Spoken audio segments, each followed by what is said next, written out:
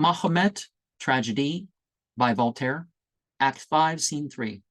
Mahomet, Palmyra, Omar, Ali, and attendants. The secret is revealed. Heraclitus told it in his dying moments. The people, all enraged, have forced the prison. They're up in arms and bearing on their shoulders the bloody corpse of their unhappy chief. Lament his fate and cry aloud for vengeance. All is confusion, sighed at their head, excited them to rebellion, and cries out, I am a parricide. With rage and grief, he seems distracted. With one voice, the crowd, united to curse the prophet and his God. Even those who promised to omit our forces within the walls of Mecca have conspired with them to raise their desperate arms against thee, and naught is heard but cries of death and vengeance. Palmyra said, just heaven pursue him and defend the cause of innocence.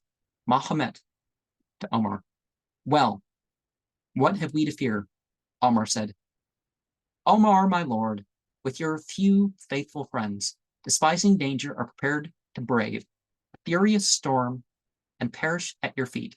Mahomet said, alone I will defend you. All come near, behold, and say, I act like Mahomet. And that's the thing. You're praying for your influences. You're asking benedictions upon the believers. And so it's not that Muhammad is worshipped or prayed for and that prayed to, it's prayed for. But a practicing Muslim would pray for all the believers, would pray for the good influence upon those who are not believers,